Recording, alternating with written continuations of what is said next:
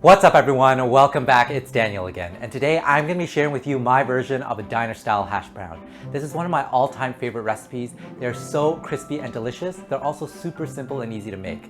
They're sure to be a hit for your friends and family, so don't skip out on this one. Let's get started. This recipe uses about 1 pound of russet potatoes.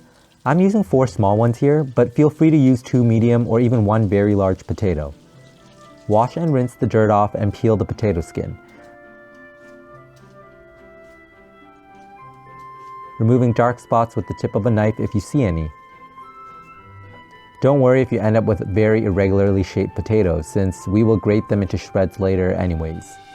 Fill a large bowl with some cold water and grate the potatoes into it using the large holes on a box grater. Keeping them submerged in water is super important in preventing them from oxidizing and turning brown. Although safe to eat, it's not a very appetizing color. You will notice that the water gets cloudy as the starch is being released from the potatoes. Run your hands through it several times to help release more of the starch and set aside for now. I'm using 1 small onion in this recipe today, but you can use half a medium one or a shallot as well. Without thinking, I chopped off both ends of the onion here. Oops, don't do that. Leave the end with the root of the onion on because it will hold the onion together when you try to grate or dice it later. Score the side of the onion gently to remove the outer layers. You can either finely dice the onion or grate it, which is what I'm doing today because grating does release more flavor. So this is where cutting the root away earlier made things difficult. The onion fell apart on me and I ended up having to dice the rest of it anyways. The point is to get the onion into small pieces. Next, drain the potatoes using a colander and rinse the potatoes several times until the water runs clear and most of the starch is removed.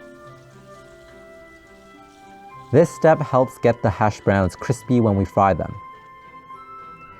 Alright, this is the potato ricer. If you don't have this, you can use a dry kitchen towel or a salad spinner, but this is how you get extra dry potatoes. Put a handful of potatoes into the ricer, leaving some room at the top. And as I'm editing this, I realized I could have very easily just done this at the sink and saved myself another plate to wash. Anyways, take a look at how much water has already drained from the potatoes just by sitting in the colander. Okay, back to the potato ricer. Use your muscle and squeeze. Get all that water out. And then scoop the dry potato into a new bowl.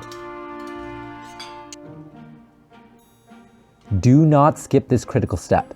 This is the #1 factor in making your hash browns crispy. If you don't do this step properly, your hash browns will turn out soggy because they aren't dry enough. See how much water we squeezed out of those potatoes?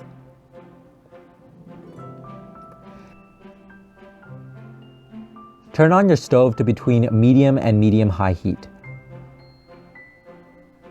Pour in some vegetable oil and swirl it around, just enough to cover the bottom of the pan. While the oil is heating up, put the onion into the potato, mix it up, and you might as well put in the seasonings too at this point. I used half a teaspoon of salt, a 1/4 teaspoon of garlic powder, black pepper to taste, used about a 1/4 teaspoon here, and mix it all up. You can use your hand for this too. They are the best tool in the kitchen after all.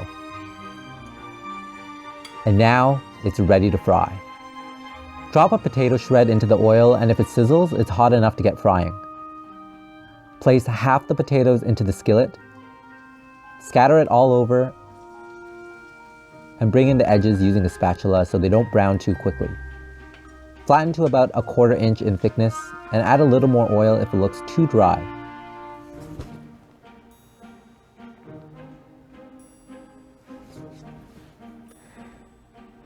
Turn down the heat to medium and let it cook undisturbed until the bottom side turns golden brown, about 8 to 10 minutes. Okay, full disclosure here, I got distracted by washing dishes and the hash browns got a little too dark in the meantime.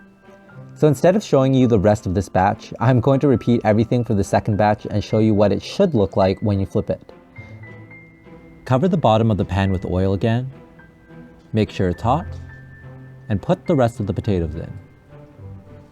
Spread them all over, flatten it down, and bring in the edges just like before, and let it brown up.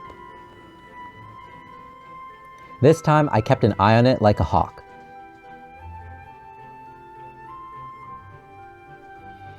When it is ready to flip, give it a good shake to release it from the pan. I cut this batch of hash browns into sections to make the flipping easier. Don't worry if it breaks apart, we will end up stirring this all together later and mixing the crispy bits with the soft potato anyways. But if you prefer keeping it flat, thin, and in one piece, just use a fork on top to hold it in place while you flip. Try to get as much of the non-browned potato to face down, which increases the amount of surface area that will get super crispy. Flatten down the second side and add a little more oil if needed. Just let the bottom side brown up. About 4 to 5 minutes is sufficient. But if you want it crispier, just stir it again and let it fry for a little longer. Once it has reached your desired crispiness, remove it from the pan to a paper towel lined plate. I kept the first batch warm in a 200-degree Fahrenheit oven while frying up my second batch.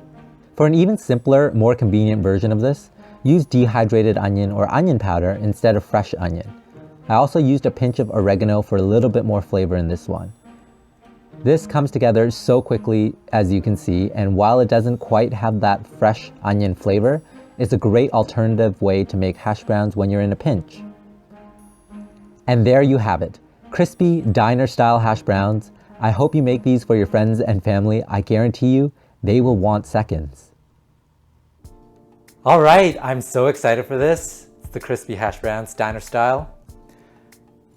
I don't know if you can hear this. That's how crispy it is. I'm so excited to try this. I'll first try the one with the dehydrated onion. I'm gonna get a nice big crispy bite.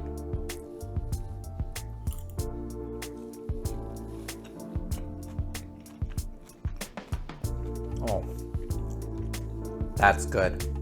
Oh man, those flavors all together, so delicious. And try the one with the fresh onion.